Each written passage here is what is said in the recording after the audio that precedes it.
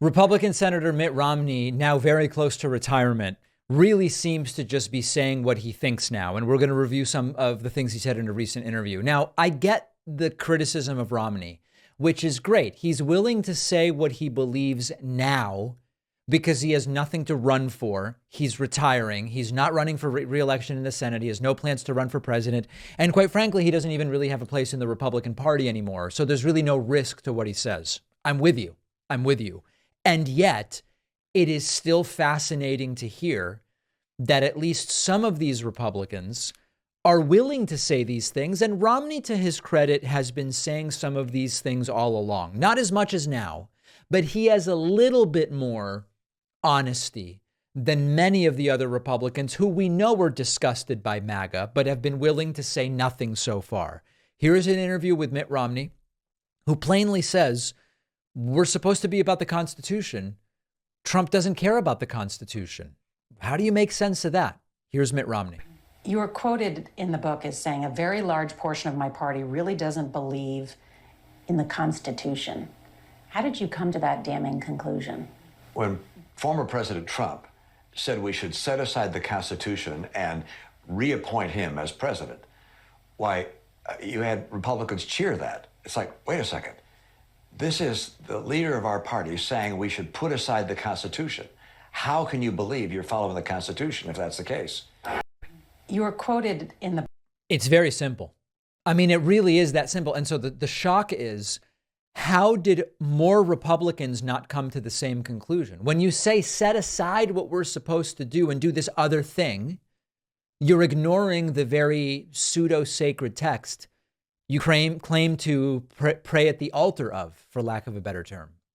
Romney continued during this interview and said that it's not just the constitutional problems when it comes to Trump. Trump has experienced a failure of character, and it's affecting the country. And Mitt Romney is right, and he's attacked as a rhino for saying this stuff. I don't think I've heard a single member of my caucus, the Republicans in the Senate, say, you know, Donald Trump is great. Aren't we lucky to have him as our leader? Donald Trump represents a failure of character, which is changing, I think, in many respects, the psyche of our nation and the heart of our nation. And that's something which takes a long time, if ever, to repair. Now, he's of course right that it will take a very long time to repair and heal from the wounds of Trumpism. It will take even longer if Trump gets another 4 years. I can tell you that. Then the healing won't start until January of 2029. But the remarkable thing is the cognitive dissonance of the Trumpists who, you know, there's a bunch of Trumpists who never paid attention to politics until Trump. They were either not involved or disaffected or whatever. And then Trump came in and all of a sudden they engaged with politics. I'm not talking about them. The Trumpists that used to engage in voting and voted for Romney in 2012 and liked Romney in 2012 have on a dime turned on Romney. And the argument that they now make, the claim that they now make is that Romney's simply a sore loser. What is Romney sore about? Romney's sore that he lost in 2012, but Trump won, so he's jealous. And he's a sore loser in the sense that Trump didn't ultimately pick him to be Secretary of State or some other cabinet secretary, which reportedly he had been considering Romney for back in 2016, 2017. It's very easy to just write Romney off that way if that is the perspective that you want to take. It's much harder to write Romney off by arguing that he's wrong on any of the facts, because he's right on everything that he is saying. Here's one more clip. Mitt Romney correctly saying there's really no home for him on the Republican Party, in the Republican Party right now. You were once the party's nominee, and now you're a pariah in the Republican Party.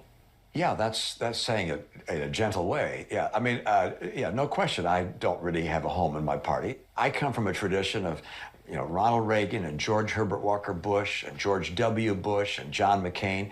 Those are the people that have shaped our party.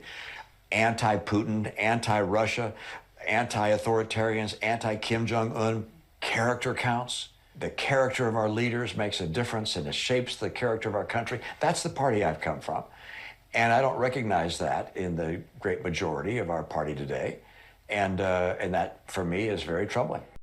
So let's talk about two Republicans that I think are, generally speaking, decent people. Arnold Schwarzenegger and Mitt Romney. And let's talk about who they compare themselves to. Romney here talked about, I'm more in the vein of, George H.W. Bush, George W. Bush. I think he said Reagan there, and John McCain, et cetera. For me, that's further into Republicanism, but they are still closer to sanity than where MAGA is. But I actually think that there's a better perspective, and that's Arnold Schwarzenegger. Arnold Schwarzenegger, during a different interview, said, I, as a Republican, am identifying with the conservation efforts of Teddy Roosevelt. I'm identifying with, what was it? The EPA under Nixon. And he listed things that quite literally have no place in the Republican Party anymore. So if you say to me, who are some of the more reasonable voices right now in the Republican Party? They're in their 70s. Okay, we're talking about Arnold and Mitt Romney to a great degree. But importantly, at this point, Arnold Schwarzenegger really is a Democrat. He's a center-left Democrat. When you ask him, what are the things that made you a Republican? They are all things that Republicans would now denounce. Romney, decent guy, but still aligning himself with a piece of the Republican Party that's certainly well to the right of me.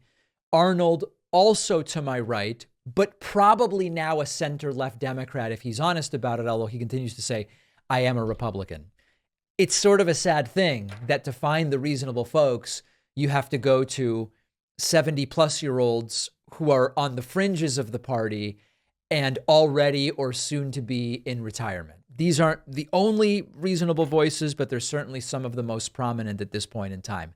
That's where we are. And meanwhile, when you look at what's happening with polling in the Republican primary, could not be more depressing. I want to talk about that next.